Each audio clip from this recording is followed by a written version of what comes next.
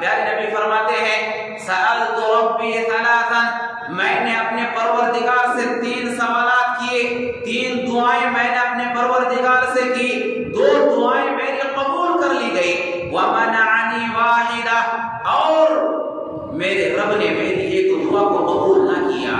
اب وہ 2 دعائیں کون سی ہے جو قبول کر لی گئی، اور وہ ایک دعا کون سی ہے جس کو قبول نہ کی گئی؟ پیارے نبی فرماتے ہیں سألت ربی اللہ یہلک امتی بالسنہ، پیارے نبی نے فرمایا کہ میں نے اپنے پروردگار سے دعا کی، اے میرے پروردگار تو ہمیں اور میری امت کو 1 سالی کے ذریعے ہلاک و برباد نہ کرنا۔ جب پیارے نبی نے یہ دعا کی، اللہ رب العالمین نے یہ دعا قبول کر لی۔ اب ایسا نہیں ہو سکتا کہ قحط سال آئے، بھوک مری کے لوگ شکار ہو جائیں، سارے کے سارے مسلمان بھوک مری کے شکار ہو جائیں، اور سارے مسلمان بیک وقت ہلاک و برباد ہو جائیں، ایسا نہیں ہو سکتا، کیونکہ پیارے نبی صلی اللہ علیہ وسلم نے دعا کی اور اللہ رب العالمین نے یہ دعا قبول بھی کر لی۔ اسی طرح پیارے نبی صلی اللہ علیہ وسلم نے دعا کی وَسَأَلْتُهُ أَلَّا يُهْلِكَ أُمَّتِي بِالْغَرْقِ، اے میرے پروردگار، اے میرے پالنہار، تو میری امت کو ڈبو کر کے ایک بار کی ہلاک و برباد نہ کرنا۔ جب پیارے نبی نے یہ دعا کی، اللہ رب العالمین نے اس دعا کو بھی قبول کر لیا۔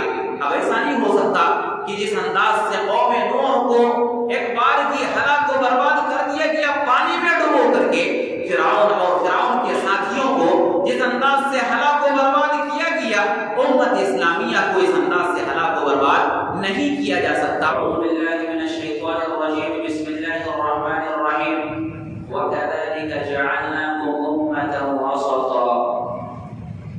محترم سامعین کرام، بزرگان دین اور میرے عزیز دوستو،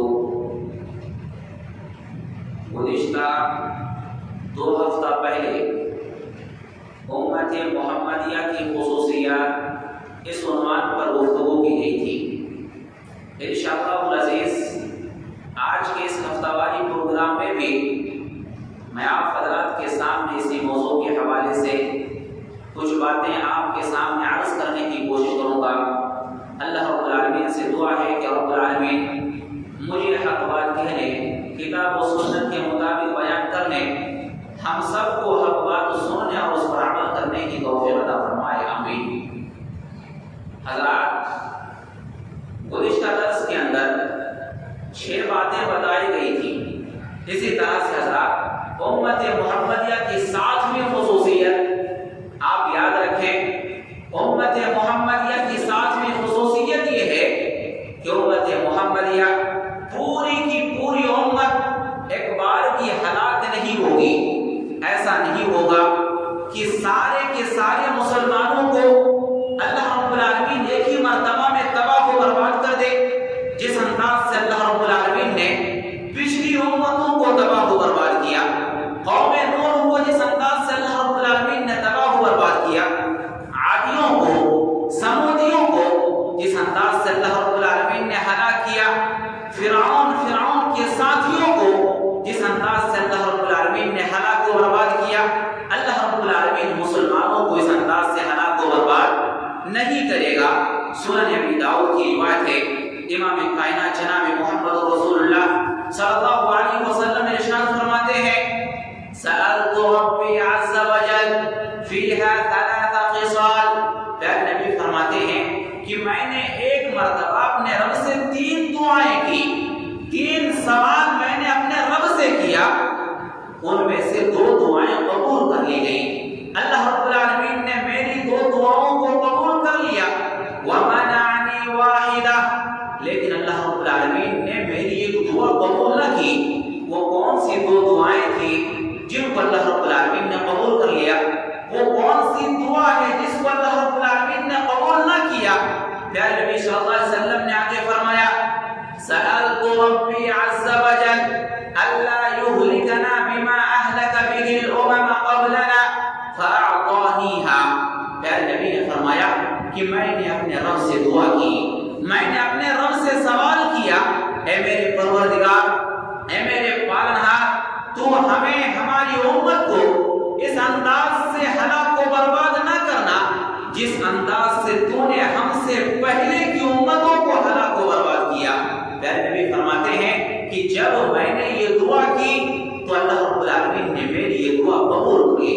اب یہ امت ایک بار کی ہلاک نہیں ہو سکتی ہے، کیونکہ پیارے نبی نے دعا کی، اللہ نے یہ دعا قبول کر لی۔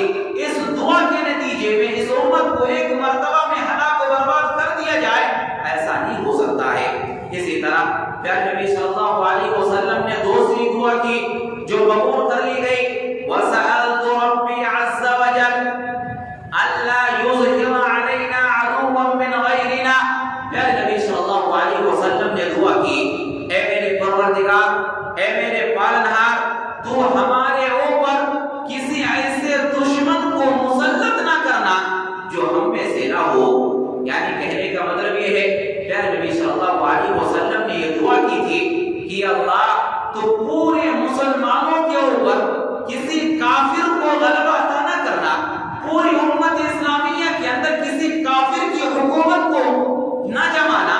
یہ پیارے نبی صلی اللہ علیہ وسلم نے دعا کی، فَأَعْطَانِيهَا۔ پیارے نبی صلی اللہ علیہ وسلم فرماتے ہیں کہ میری اس دعا کو اللہ رب العالمین نے قبول کر لی۔ اب ایسا نہیں ہو سکتا ہے کہ دنیا کے اندر جتنے مسلمان ہیں سارے مسلمانوں کے اوپر کسی کافر کی حکومت آ جائے، ایسا نہیں ہو سکتا۔ پوری امت اسلامیہ کے اندر کسی کافر کی حکومت آ جائے، کوئی کافر غلبہ حاصل کر لے، ایسا نہیں ہو سکتا، کیونکہ پیارے نبی صلی اللہ علیہ وسلم نے یہ دعا کی، اللہ رب العالمین نے پیارے نبی صلی اللہ علیہ وسلم کی یہ دعا قبول کر لی۔ یہ دو دعائیں ہیں جو اللہ رب العالمین نے قبول کر لی۔ تیسری دعا، وہ دعا جس کو اللہ نے قبول نہ کیا، وہ کون سی دعا ہے؟ پیارے نبی نے فرمایا، وَسَأَلْتُ رَبِّي أَلَّا يَلْبَسَنَا شِيَعًا فَمَنَعَنِيهَا۔ پیارے نبی صلی اللہ علیہ وسلم فرماتے ہیں کہ میں نے اپنے رب سے سوال کیا، میں نے اپنے رب سے دعا کی کہ اے اللہ، اے میرے پروردگار، تو میری امت کو گروہ بندیوں میں تقسیم نہ کرنا، فرقہ واریت کے اندر مبتلا نہ کرنا۔ پیارے نبی فرماتے ہیں فَمَنَعَنِيهَا۔ اللہ رب العالمین نے میری یہ دعا قبول کرنے سے انکار کر دیا، میرے رب نے میری یہ دعا قبول نہ کی۔ حضرات یہی وجہ ہے کہ آج امت اسلامیہ کے اندر ہم دیکھ رہے ہیں طرح طرح کی گروہ بندیاں ہیں، لوگ تھوڑی تھوڑی جماعتوں کے اندر گروہ میں بڑھ جا رہے ہیں۔ کوئی تو اپنے آپ کو حنفی کہتا ہے، کوئی تو اپنے آپ کو شافعی کہتا ہے، کوئی تو حنبلی کہتا ہے، کوئی تو مالکی کہتا ہے، کوئی اپنے آپ کو تبلیغی اور کوئی اپنے آپ کو شہروردی، کوئی اپنے آپ کو چشتی۔ یہ فرقے اسلام کے اندر بن رہے ہیں، کیوں؟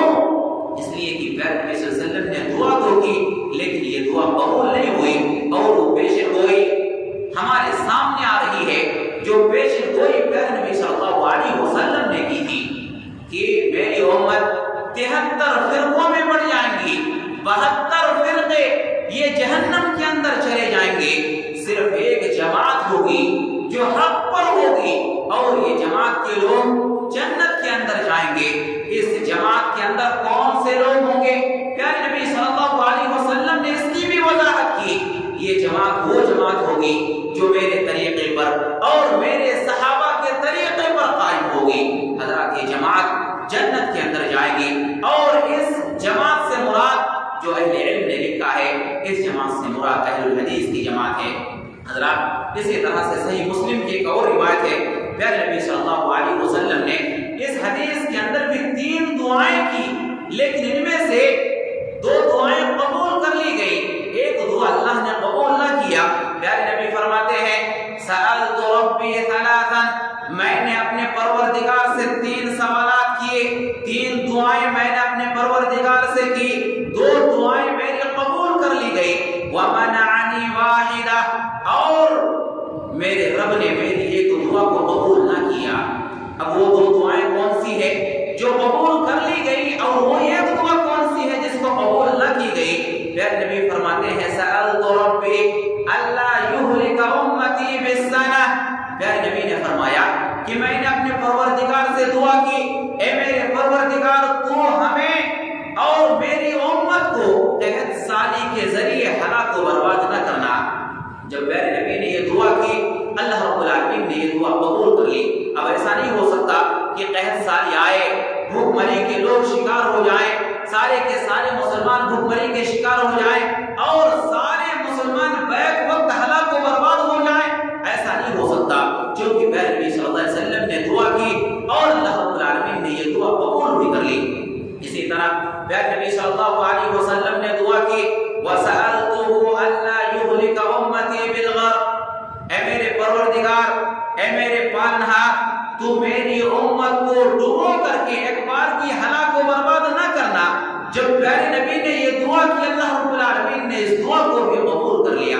اب ایسا نہیں ہو سکتا کہ جس انداز سے قوم نوح کو ایک بار کی ہلاک و برباد کر دیا گیا پانی میں ڈبو کر کے، فرعون اور فرعون کے ساتھیوں کو جس انداز سے ہلاک و برباد کیا گیا، امت اسلامیہ کو اس انداز سے ہلاک و برباد نہیں کیا جا سکتا، نہیں کیا جائے گا، اس لیے کہ پیارے نبی نے یہ دعا کی اور اللہ رب العالمین نے یہ دعا قبول کر لی۔ اسی طرح تیسری دعا پیارے نبی صلی اللہ علیہ وسلم نے کی، لیکن اللہ رب العالمین نے یہ دعا قبول نہ کی۔ پیارے نبی فرماتے ہیں وَسَأَلْتُهُ أَلَّا يَجْعَلَ بَأْسَهُمْ بَيْنَهُمْ فَمَنَعَنِيهَا، کہ میں نے اپنے پروردگار سے سوال کیا، میں نے اپنے پروردگار سے دعا کی کہ میرے پروردگار تو میری امت کے اندر اختلاف و انتشار کو پیدا نہ کرنا۔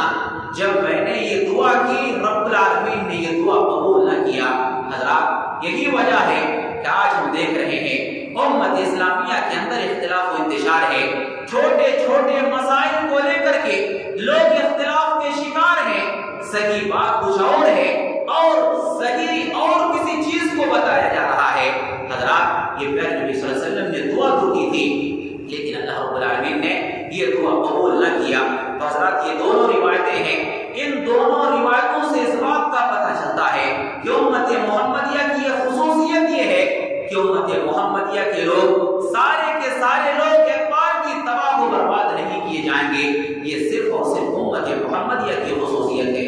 اسی طرح سے حضرات، 8ویں خصوصیت یاد رکھیں، امت محمدیہ کی 8ویں خصوصیت یہ ہے کہ امت محمدیہ پوری کی پوری گمراہی پر جمع نہیں ہو سکتی۔ سارے لوگ گمراہ ہو جائیں ایسا نہیں ہو سکتا، کچھ لوگ ہوں گے جو گمراہ ہو جائیں گے، لیکن کچھ ایسے لوگ بھی ہوں گے جو حق پر قائم ہوں گے اور ان گمراہ لوگوں کی گمراہیوں کو واضح کریں گے۔ پیارے نبی صلی اللہ علیہ وسلم فرماتے ہیں، صحیح الجامع کی روایت ہے، ان اللہ قد اجاز امتی ان تجتمع علی ضلالۃ، اللہ رب العالمین نے میری امت کو اس بات سے پناہ دے دی ہے کہ میری امت ضلالت پر جمع ہو جائے، میری امت ضلالت اور گمراہی پر جمع ہو جائے، ایسا نہیں ہو سکتا ہے، کیونکہ اللہ رب العالمین نے میری امت کو اس سے بچا لیا ہے۔ حضرات، یہ حدیث اس بات پر شاہد ہے، یہ حدیث اس بات کا پیغام دے رہی ہے کہ امت اسلامیہ کے لوگ سارے کے سارے گمراہ نہیں ہو سکتے۔ ایک جماعت ہوگی جو ہمیشہ حق کی بات کرے گی، ایک جماعت ہوگی جو ہمیشہ حق کو پھیلائے گی۔ پیارے نبی صلی اللہ علیہ وسلم فرماتے ہیں، صحیح مسلم کی روایت ہے، لا تزال طائفة من امتی ظاہرین علی الحق لا یضرهم من خالفهم حتی یأتی امر اللہ وهم كذلك۔ پیارے نبی صلی اللہ علیہ وسلم نے فرمایا، میری امت کے اندر ایک جماعت ایسی ہوگی جو ہمیشہ حق پر قائم رہے گی، جو ہمیشہ حق کے ساتھ غالب رہے گی، لا یضرهم من خالفهم، ان کی مخالفت کرنے والے ان کو کبھی بھی نقصان نہیں پہنچا پائیں گے، حتی یأتی امر اللہ، یہاں تک کہ قیامت آ جائے، اور قیامت آ جائے گی، قیامت کے آنے تک یہ امت اور یہ جماعت حق پر قائم رہے گی، اور جو حق سے بھٹک رہے ہوں گے یہ جماعت ان کا منہ توڑ جواب دیتے رہے گی۔ حضرات، پیارے نبی صلی اللہ علیہ وسلم کی پیشن گوئی ہے، اور یہ پیشن گوئی آج ہم اپنے آنکھوں سے سچ ہوتے ہوئے دیکھ رہے ہیں۔ آج لوگوں کو کس انداز سے گمراہ کیا جا رہا ہے۔ کل کی درس میں نے ایک مسئلہ بتایا کہ دین کے اندر کوئی اضافہ نہیں ہو سکتا۔ پیارے نبی صلی اللہ علیہ وسلم کے اوپر آیت کریمہ نازل ہوئی، الیوم اکملت لکم دینکم واتممت علیکم نعمتی ورضیت لکم الاسلام دینا۔ حجۃ الوداع کے موقع سے یہ آیت کریمہ نازل ہوئی، اس آیت کریمہ کو نازل کر کے اللہ رب العالمین نے دین کو مکمل کر دیا، اب اس دین کے اندر اضافہ نہیں کیا جا سکتا۔ لیکن آج ہم کیا دیکھ رہے ہیں؟ سلام کے اندر اضافہ کیا جا رہا ہے، درود شریف کے اندر اضافہ کیا جا رہا ہے اور نہ جانے کن کن چیزوں کے اندر ایڈ کیا جا رہا ہے، اضافہ کیا جا رہا ہے، اجر و ثواب کے نام سے اور دین کے نام سے، اجر و ثواب کی نیت سے دین کے اندر اگر کوئی چیز اضافہ کیا جائے تو اہل علم نے لکھا ہے کہ یہی بدعت ہے۔ آج ہم لاؤڈ اسپیکر کے ذریعے کیا سنتے ہیں؟ لوگوں کو کس بات کا پیغام دیا جاتا ہے؟ السلام علیکم ورحمۃ اللہ تعالی وبرکاتہ۔ یہ تعالی کے لفظ کو کہاں سے لایا گیا؟ تعالی کا لفظ عربی گرامر کے حساب سے دیکھا جائے تو بالکل صحیح ہے، اس کے اندر کوئی غلطی نہیں ہے، لیکن احادیث کی کتابوں کو جب آپ تلاش کریں گے، احادیث کا جب آپ مطالعہ کریں گے اس معاملے میں، تو تعالی کا لفظ کسی بھی صحیح حدیث کے اندر مذکور نہیں ہے۔ صحیح حدیث کو تو چھوڑیے، کسی ضعیف حدیث کے اندر بھی یہ لفظ موجود نہیں ہے۔ جب پیارے نبی صلی اللہ علیہ وسلم نے تعالی کے لفظ کو یہاں پر نہیں بڑھایا تو پھر ہم کون ہوتے ہیں بڑھانے والے؟ کیا وہ چیز ہمارے لیے کافی نہیں جو پیارے نبی صلی اللہ علیہ وسلم نے ہمیں سکھائی؟ اگر وہ چیز ہمارے لیے کافی نہیں ہے تو یاد رکھنا چاہیے جو پیارے نبی صلی اللہ علیہ وسلم کی تعلیم ہمارے لیے کافی نہیں اور ہم اپنی طرف سے کسی اور چیز کو دین کے اندر اضافہ کریں، وہ دین کا حصہ نہیں ہو سکتا، کیونکہ پیارے نبی صلی اللہ علیہ وسلم کی واضح حدیث ہے۔ پیارے نبی صلی اللہ علیہ وسلم فرماتے ہیں من عمل عملا لیس علیہ امرنا فہو رد، کہ جو انسان کوئی ایسا عمل کرے جس کے اندر میرا مہر نہیں ہے، جس کو میں نے نہیں کہا ہے، وہ مردود ہے۔ حضرات تعالیٰ کے لفظ کو پیارے نبی نے نہیں کہا ہے، اس لیے یہ عمل مردود ہے، اس سے ثواب تو انسان کو نہیں مل سکتا۔ ہاں، بدعت کو ایجاد کرنے کے نتیجے میں انسان گنہگار ضرور ہوگا۔ حضرات تو اس امت کی خصوصیت یہ ہے، اس امت کی خصوصیت یہ ہے کہ یہ امت کے اندر جتنے بھی لوگ ہیں سب کے سب گمراہی پر جمع نہیں ہو سکتے، بلکہ ایک امت ہوگی جو ہمیشہ حق پر قائم رہے گی۔ حضرات اس امت سے مراد کون ہے؟ یہ جو امت حق پر قائم رہے گی، اس امت سے مراد کون ہے؟ امام ابن مبارک، امام احمد ابن حنبل رحمۃ اللہ علیہ اور علی ابن مدینی رحمۃ اللہ علیہ اور امام بخاری رحمۃ اللہ علیہ فرماتے ہیں کہ اس حدیث کے اندر جس طائفہ کے حق پر قائم ہونے کی بات کہی گئی ہے، اس سے مراد اصحاب الحدیث ہیں، جس کو ہم اہل الحدیث کہتے ہیں۔ امام احمد بن حنبل کہتے ہیں ان لم یکونوا اہل الحدیث فلا ادری من هم، کہ اگر اس جماعت سے مراد اہل الحدیث نہیں ہے تو مجھے معلوم نہیں پھر یہ کون لوگ ہیں۔ حضرات کہنے کا مطلب یہ ہے کہ اس سے مراد اہل الحدیث ہی ہیں۔ جب جب بدعتی لوگ دین کے اندر کسی بدعت کو ایجاد کریں گے، اہل الحدیث ہوں گے، اہل الحدیث کی جماعت ایک ایسی جماعت ہوگی جو بدعتیوں کی بدعت کو لوگوں کے سامنے واضح کرے گی۔ حضرات یہ کام آج ہم اللہ کی توفیق سے کر رہے ہیں۔ ہم اللہ سے دعا کرتے ہیں کہ اللہ تو ہم تمام لوگوں کو دین کی مدد کرنے کی توفیق عطا فرما، دین کا دفاع کرنے کی توفیق عطا فرما۔ تو حضرات آٹھویں خصوصیت یہ ہے کہ امت محمدیہ پوری کی پوری امت گمراہی پر جمع نہیں ہو سکتی، یہ امت محمدیہ کی خصوصیت ہے۔ اسی طرح سے حضرات ایک نویں خصوصیت یاد رکھیں، امت محمدیہ کی نویں خصوصیت یہ ہے کہ امت محمدیہ کی صفیں فرشتوں کی صفوں کی طرح ہیں۔ یہ جو ہم نماز کے اندر صف درست کرتے ہیں، صف باندھتے ہیں، یہ ہم بالکل اسی انداز سے صف باندھتے ہیں جس انداز سے فرشتے صف باندھتے ہیں۔ ہماری صفیں فرشتوں کی صفوں کی طرح ہیں۔ پیارے نبی صلی اللہ علیہ وسلم فرماتے ہیں، صحیح مسلم کی حدیث ہے، فضلنا علی الناس بثلاث، کہ ہمیں لوگوں کے اوپر تین چیزوں کے ذریعے فضیلت دی گئی ہے۔ جعل الصفوف کصفوف الملائکہ، ہماری صفوں کو فرشتوں کے صفوں کی طرح کیا گیا۔ ہم جو نماز کے اندر صف باندھتے ہیں فرشتوں کی طرح صف باندھتے ہیں، جس انداز سے فرشتے صف باندھتے ہیں بالکل اسی طرح سے ہم بھی صف باندھتے ہیں۔ پیارے نبی صلی اللہ علیہ وسلم نے آگے فرمایا وَجُعِلَتْ لَنَا الْأَرْضُ كُلُّهَا مَسْجِدًا، نماز کا وقت ہو جائے مسجد کو تلاش کرنے کی ضرورت نہیں ہے، جب بھی نماز کا وقت ہو جائے پاک جگہ کو دیکھ کر کے، صاف جگہ کو دیکھ کر کے ہمیں نماز پڑھ لینی چاہیے۔ ہمیں مسجد تلاش کرنے کی ضرورت نہیں، ہم سفر کر رہے ہیں، راستے میں ہیں، اگر نماز کا وقت ہو جائے تو ہم کسی کھیت میں جا کر کے جہاں پر جو پاک صاف جگہ ہو وہاں پر جا کر کے ہم نماز کی ادائیگی کر لے سکتے ہیں. یہ امت محمدیہ کی خصوصیت ہے. اسی طرح پیارے نبی فرماتے ہیں وَجُعِلَتْ تُرْبَتُهَا لَنَا طَهُورًا إِذَا لَمْ نَجِدِ الْمَاءَ کہ اللہ رب العالمین نے ہمارے لیے زمین کو پاکی حاصل کرنے کا ذریعہ بنا دیا ہے. جب ہم پانی کو نہ پائیں تیمم کریں, نماز کی ادائیگی کر لیں. حضرات یہ صحیح مسلم کی حدیث ہے.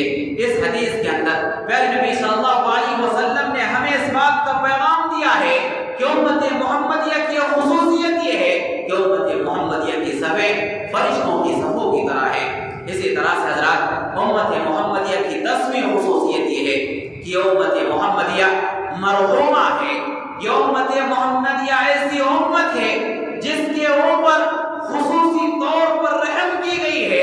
اللہ رب العالمین نے اس امت کے اوپر خصوصی طور پر رحم و کرم کا معاملہ کیا ہے.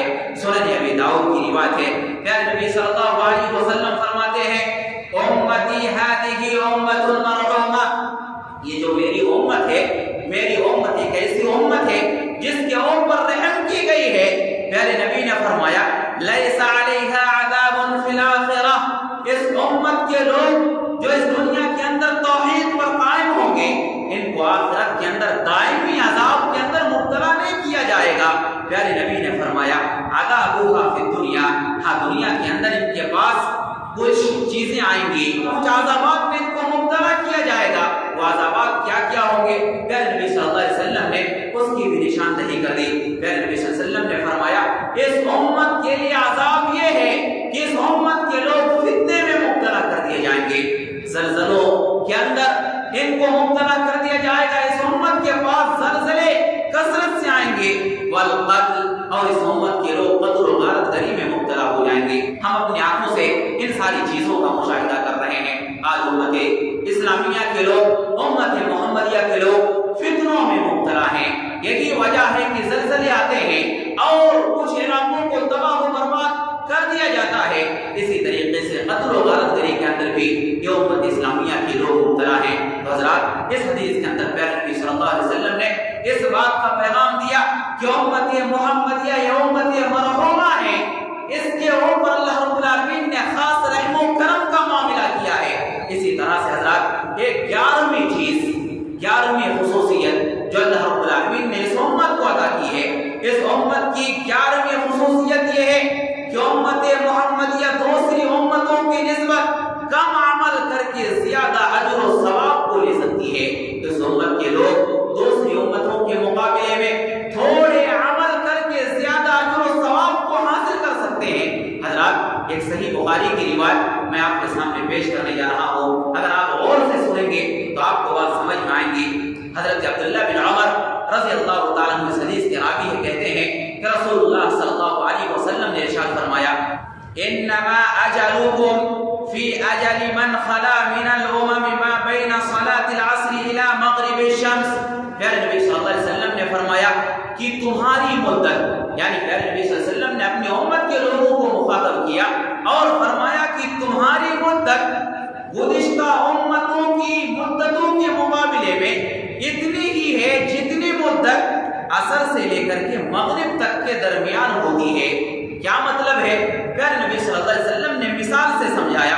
پیارے نبی صلی اللہ علیہ وسلم نے فرمایا وَإِنَّمَا مَثَلُكُمْ وَمَثَلُ الْيَهُودِ وَالنَّصَارَى, تمہاری مثال اور یہود و نصارہ کی مثال ایک آدمی کے سر کی ہے, ایک آدمی کی طرح ہے.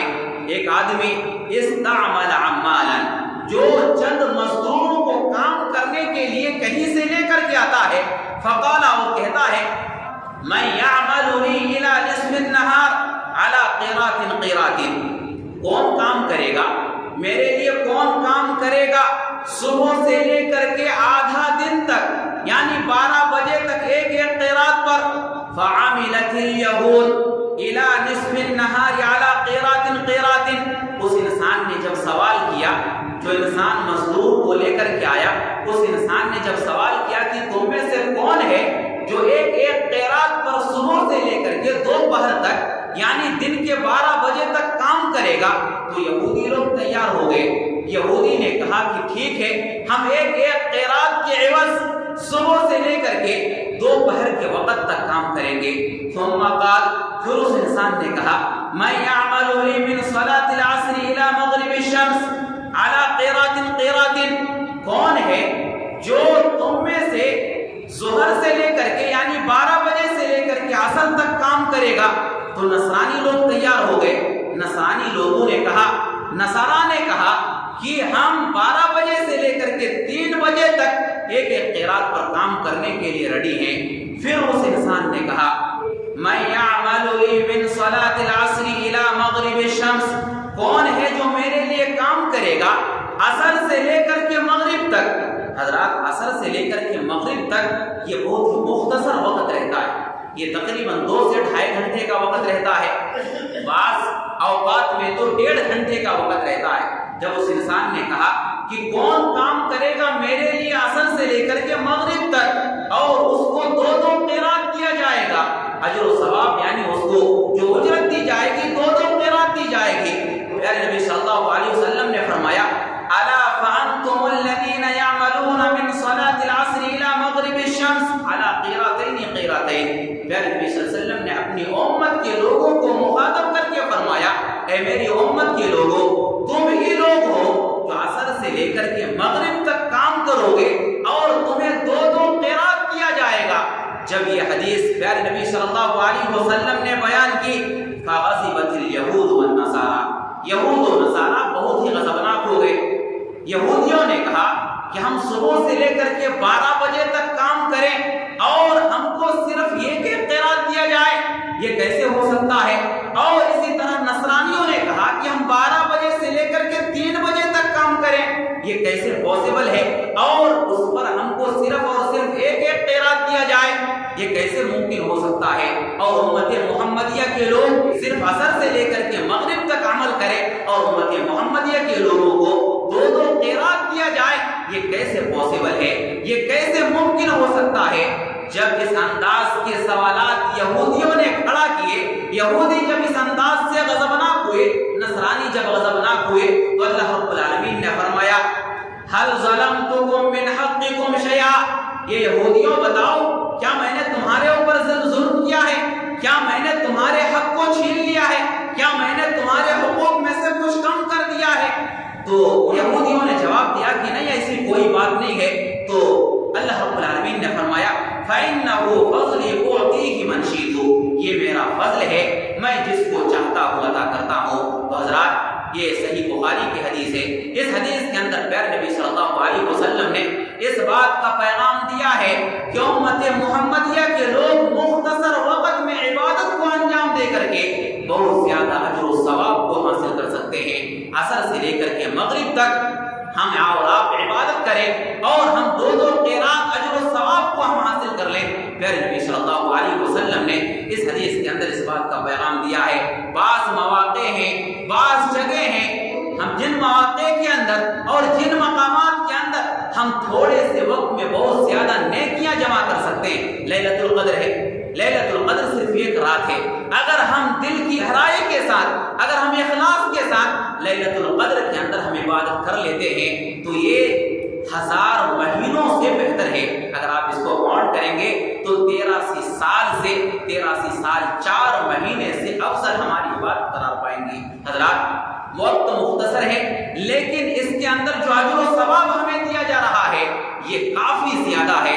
اور اسی طرح سے حضرات مسجد حرم ہے، آپ جائیں اور صرف 1 نماز کی ادائیگی کریں. اگر 1 نماز کی آپ ادائیگی کرتے ہیں آپ کو 1 لاکھ نمازوں کا ثواب دیا جاتا ہے. یہ امت محمدیہ کی خصوصیت ہے. پیارے نبی صلی اللہ علیہ وسلم نے یہ بیان کیا کہ امت محمدیہ کی خصوصیت یہ ہے کہ دوسری امتوں کے مقابلے میں اس امت کے لوگوں کو مختصر عمل پر بہت زیادہ اجر و ثواب کو دیا جاتا ہے. حضرات ہماری ذمہ داری ہے کہ ہم ایسے اعمال کو تلاش کریں جو کم ہیں اور اس کے اوپر اجر و ثواب زیادہ ہے. ہم ایسے اعمال کو کنٹینیو انجام دینے کی کوشش کریں. انشاءاللہ العزیز آئندہ درس کے اندر بھی اسی موضوع کے حوالے سے کچھ باتیں آپ کے سامنے رکھی جائیں گی. ہم اللہ رب العالمین سے دعا کرتے ہیں یا اللہ تو ہم تمام لوگوں کو کتاب اللہ اور سنت صحیحہ کو سمجھنے کی توفیق عطا فرما. یا اللہ ہم جب تک جئیں ایمان و اسلام پر جئیں، جب ہمارا خاتمہ ہو تو ایمان باللہ پر ہو. اقول قولی ھذا استغفر اللہ لی ولکم فاستغفروه انه هو الغفور الرحیم.